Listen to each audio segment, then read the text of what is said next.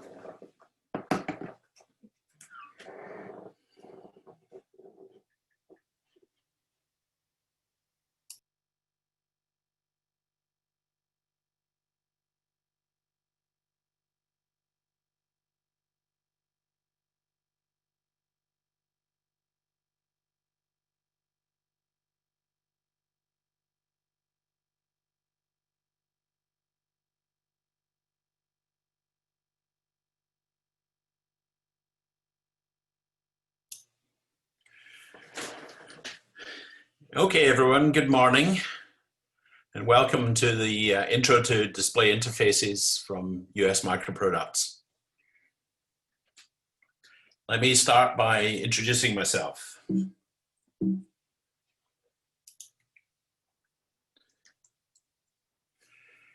My name is Brian Wilkie. I got a BSEE from Glasgow University in Scotland quite a few years ago. My career has been kind of backwards. I spent most of it in the semiconductor industry, starting as an applications engineer and then moving to marketing before transferring over to Austin, Texas to work in design. So kind of the opposite direction from what most people do. I ended up running several divisions at Motorola Semiconductor, which became Freescale and then NXP, of course. At heart, I'm a microcontroller guy. I joined US Microproducts 5 years ago, ended up as COO, and I'm currently operating as an advisor to the CEO. And my way of thinking of this, displays are basically just semiconductors that happen to be written on glass rather than on silicon. So I'm pretty comfortable in this environment. Let me start by giving you an overview of just what interfaces are popular out there in the marketplace. We took a look at the different displays that we've designed for customers over the last 18 months. And you'll see that there are several slices on that pie chart between I2C and SPI, and some where customers haven't quite made up their mind which they're going to use. But I2C and SPI are popular for small displays. RGB, which is the biggest slice of the pie, is used for mid-sized full color displays, basically up to 10 inches. When you get to larger displays, the bandwidth requirements get pretty high, and you'll see LVDS, which stands for low voltage differential signal. But LVDS is pretty popular for those larger displays. And then some of the newer display technologies use MIPI, which was developed by the cell phone industry for high bandwidth on a small number of wires, because there's not much space inside those cell phones, on a small number of wires with very low noise, because you're running a display with high bandwidth in a very sensitive radio. So you really want to minimize the amount of noise. So first of all, let me just explain that feeding a display takes lots of data. Most of us have home internet that sends around about 200 megabits per second. That's a lot of ones and zeros. But even a small display can take 10 megabits per second. So there are a couple of approaches to doing this. You can use lots of wires and send lots of information in parallel. That needs bigger connectors, which give you cost, space, and reliability issues. The other way is to send information serially on one or several channels. And that saves you lots of wires, but you need to take special precautions to get that to move really fast.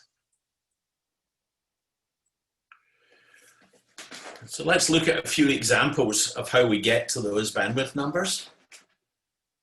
For a display of 128 by 128 pixels using passive matrix OLED display technology, which are popular in small handheld devices, they typically use about 4 bits of brightness per pixel to give you a grayscale display.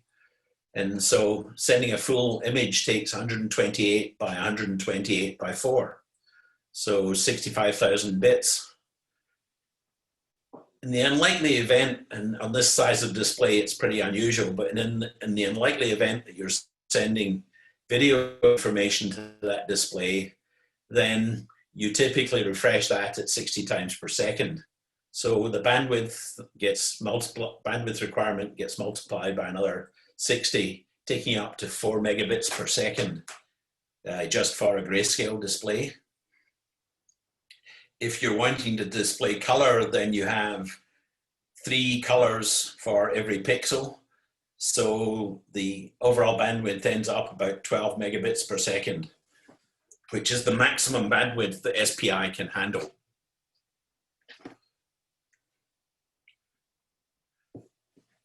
Just to give you an idea of what that looks like, the OLED itself is a glass panel with 128 rows and 128 columns of diodes. And there's a chip usually mounted on the glass of the display that's the OLED driver. It takes voltages and an SPI interface on the flexible printed circuit board heading in there. And then that chip has lots and lots of outputs, 256 to be exact, which drive the rows and columns to light up those diodes, 1 row of diodes at a time. So having the chip on glass saves you having a really large connector in effect. And the way this thing works is the information to be displayed is stored in the memory of the driver chip, and then the circuitry on the driver feeds that out line by line onto the display itself.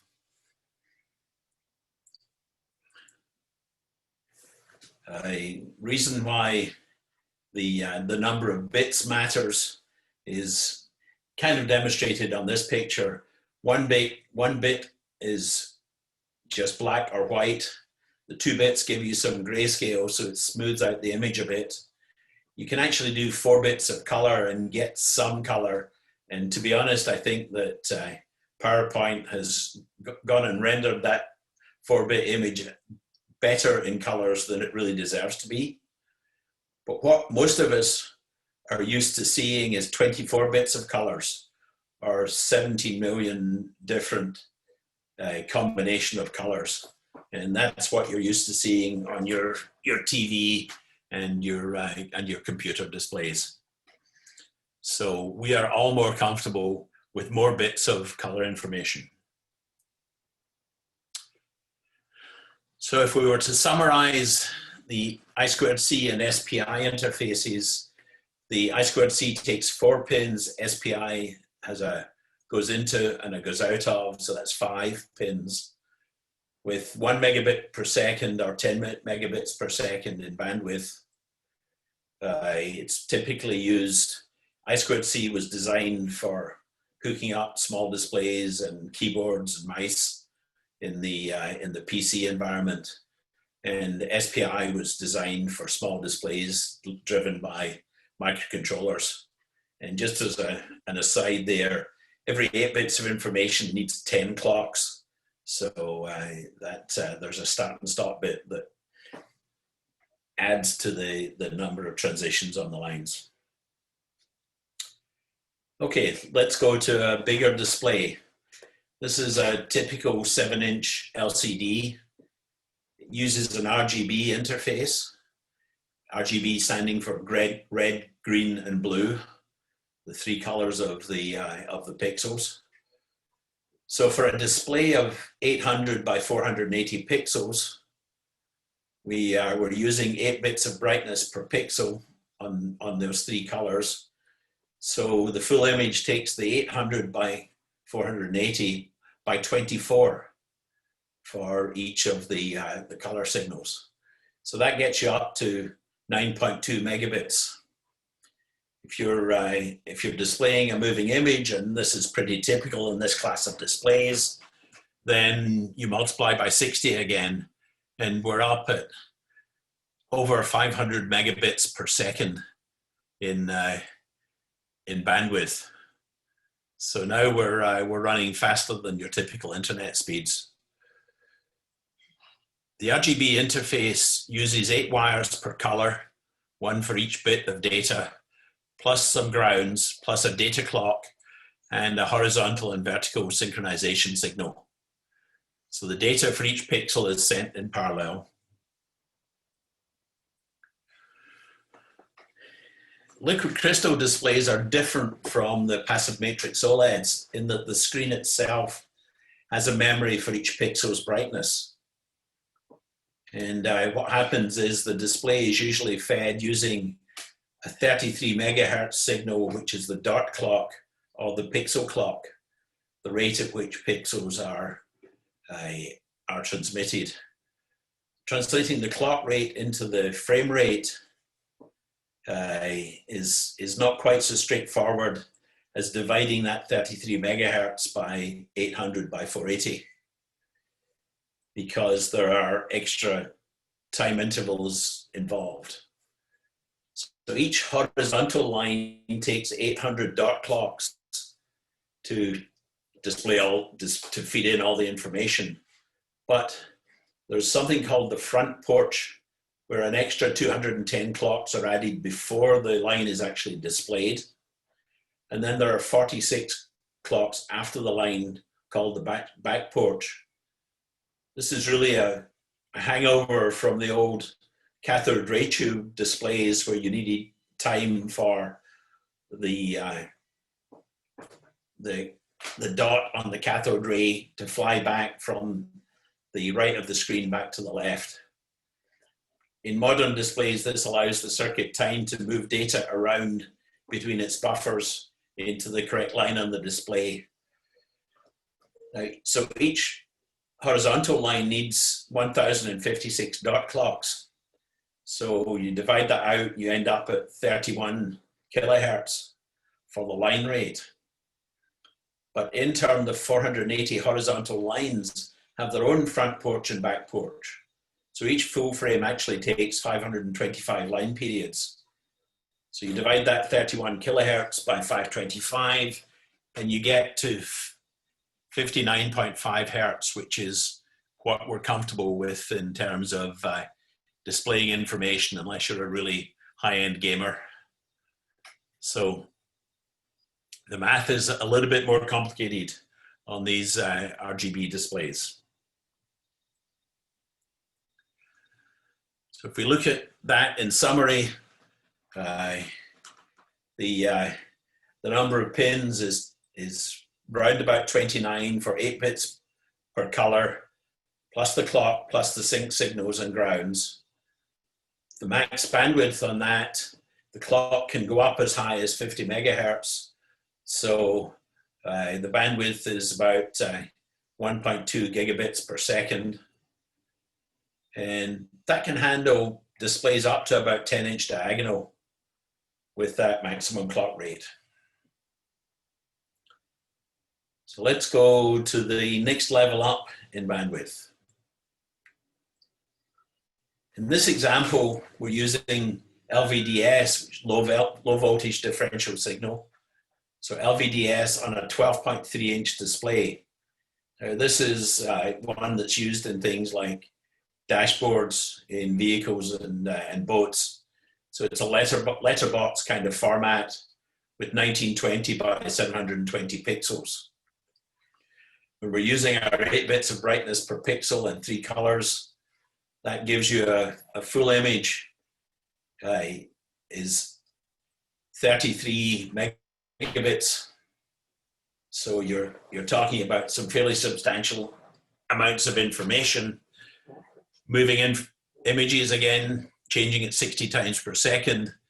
So we get it up to 2 gigabits per second of bandwidth, which is very comfortable in an LVDS situation. And the way LVDS works is it uses pairs of data lines. Each pair is known as a lane typically, and if you need more bandwidth, you add in more pairs of lines. So why do we use LVDS? Normal digital signals go from 0 volts to 2.2 volts or so, with nice square edges if we're doing things right. And then you have a clock that's sent to tell the receiving end when to check the signal and decide whether it's high or low. In LVDS, what we do is we send out the signal and its opposite, what's known as data and data bar. That makes the data easier to detect, because at the other end, the receiver looks at both the data and the data bar. So now it's seeing a signal that varies from 0 to 4.4 volts. But the real advantage of that is that any noise that comes in on those signal lines as they're being transmitted gets sent on to both the data and the data bar, and the noise cancels out. And the same trick works for emitted noise. If you've got that display in the middle of some electronics that has a sensitive radio in it, then the data and the data bar travel together, and they cancel out the vast majority of the emitted noise from those signals. The clock is done the same way with clock and clock bar. And what's different about this one is that data is sensed both on the falling edge of the clock and the rising edge of the clock. So that doubles the data rate in the transmission. So if we were to summarize the LVDS situation, you can choose, depending on the size of display, whether to hook up 4, 6, or 8 pairs of data lines. So you get 8, 12, or 16 wires for the data itself, plus a pair of wires for the clocks, plus grounds, plus a couple of control signals. So we end up with 25 lines. The maximum bandwidth is for, if you're only using 4 lanes, you can get 2.4 gigabits per second. And this is typically used in larger displays, in noise-sensitive applications. And the numbers I showed you were for that particular 12.3-inch displays. The maximum clock on this thing is 300 megahertz, and the clock is active on both the rising and falling edges. That's one of the ways the data rate gets so large. So let's go to our final bandwidth example. This is MIPI on a 1.39-inch AMOLED for wearable applications. This thing has a display of 400 by 400 pixels. So our usual math with the three colors ends up at 3.8 million bits of information. You really can watch movies on a wearable. So that takes us up to 230 megabits per second.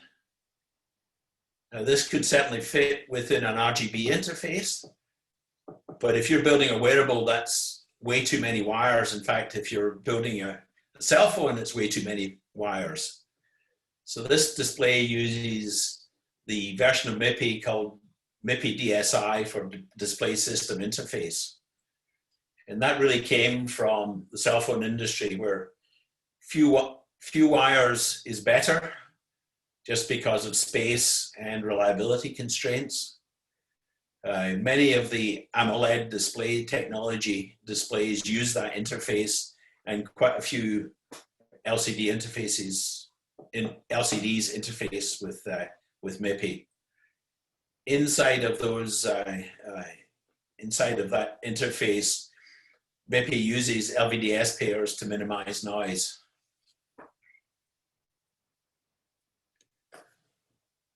So we have multiple choices of interfaces.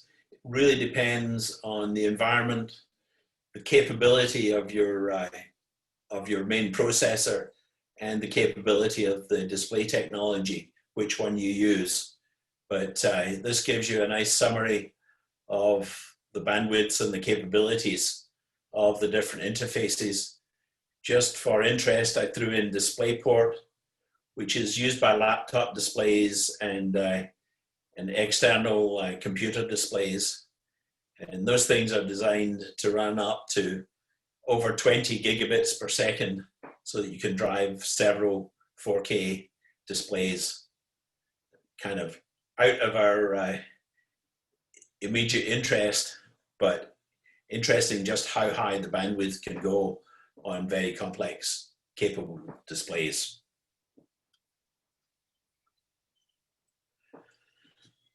So let me summarize. Choosing the right interface for your display is complex. What display technology is best for your product, how much data is required to feed it, and what interfaces does your single board computer or main processor actually support. At USMP, we have a lot of experience in designing displays and hooking them up to systems. So we can help you make the choice, the correct choice for your application in both display and interface. And we can also customize the display to give you exactly what your product needs. So with that, I'm going to hand over to ask if we've got any questions. If you want to ask a question, then type something in on the Q&A input. We'll take a look at it. And this question is, do you guys support the I-80 interface, or just consider it parallel general? We do have some devices that support that interface. It's getting less common.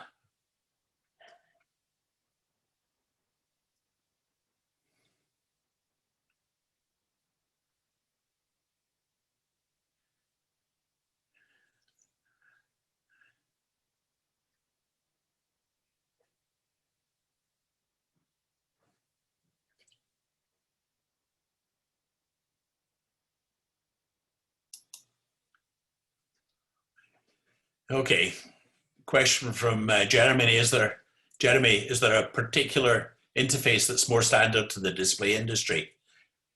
The answer is no. It depends on the display technology.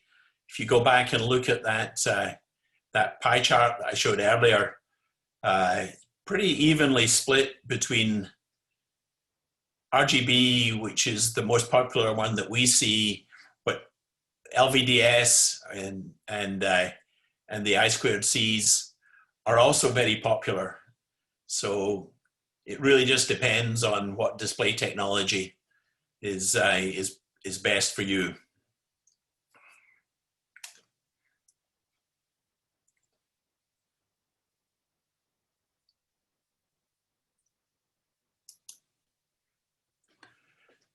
Okay, for Brian, what about HDMI?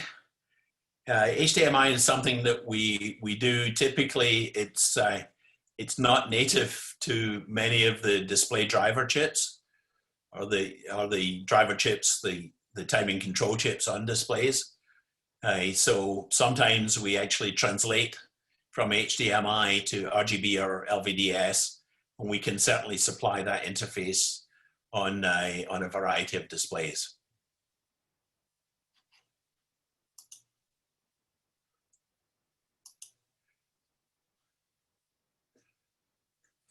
Okay, question from Joe. Where do you think flexible display tech is going? I think it's getting closer to being really available. The trick with that is hitting the right reliability. It's certainly capable enough to do displays that get flexed once to be fitted into a housing, and that's fairly popular. Having something that's in a foldable tablet or a foldable phone, it's still pretty challenging, and I expect those kind of applications to be pretty expensive for a while yet.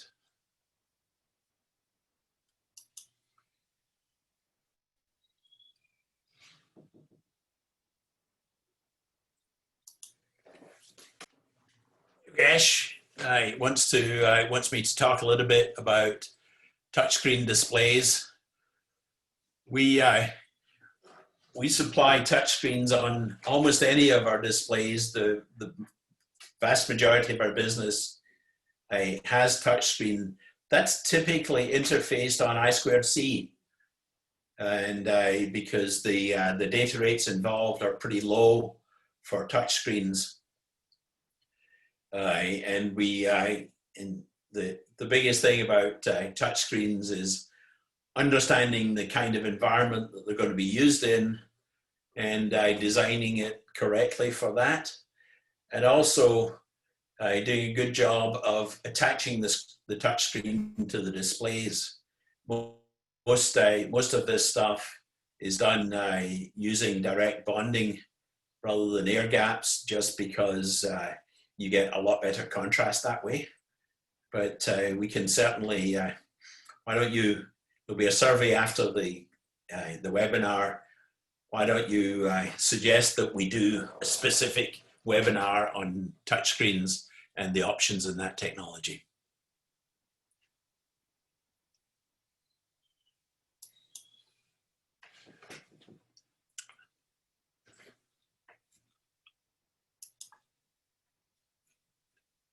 Scott is asking, where would you break out LVDS to dual LVDS? I think you need to go back and look at the math there. I'm assuming you're talking about 1 lane versus 2 lanes, and usually the big determinant is the resolution of the display that you're driving and whether you're doing moving images or not. So it's just a question of math.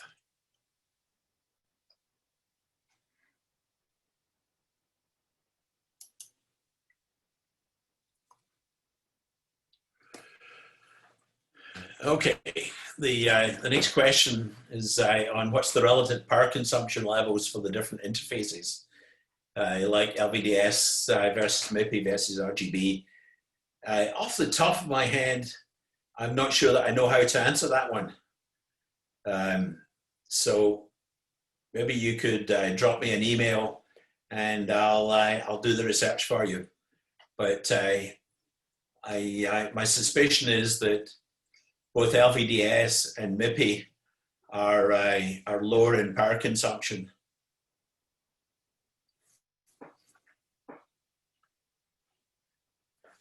Okay.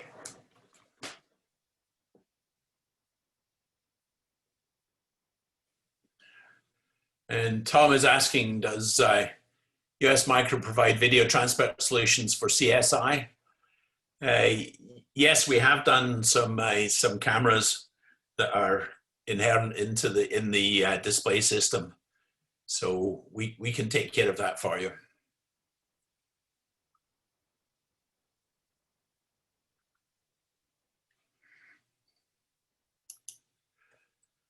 Calvin's asking, are there any pros to using RGB for 79-inch displays?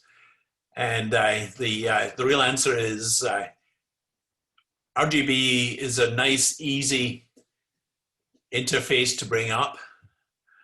The MIPI is kind of at the opposite end of that. It's fairly complex, and you need to make sure that you have a good software driver for MIPI to bring it up smoothly. But simplicity is the advantage of RGB.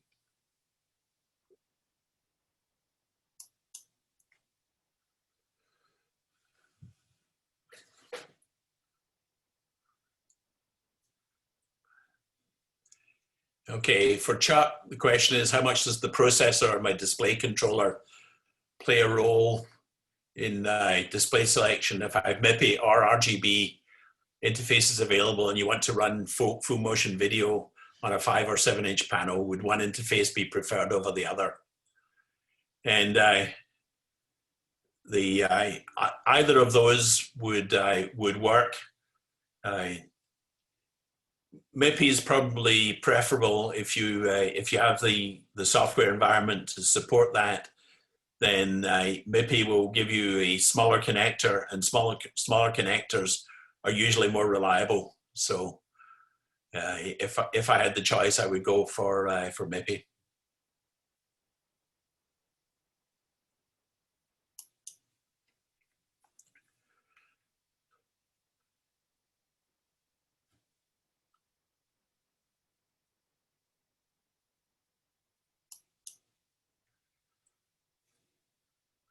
Okay, Alan is asking what are the most common display types on tablets. And to be honest, Alan, I'm not quite sure. We don't do many tablets. I can get you an answer to that if you send me an email.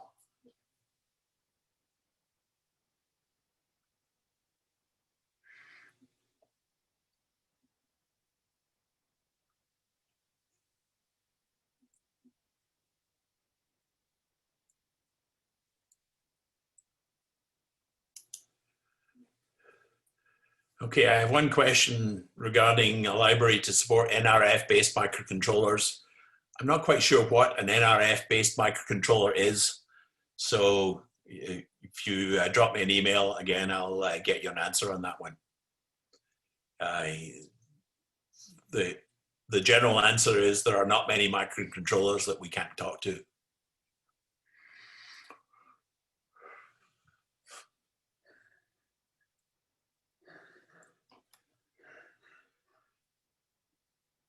Okay, I think we're running out of questions, out of time to answer all of these questions.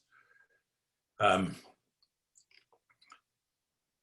would ask you to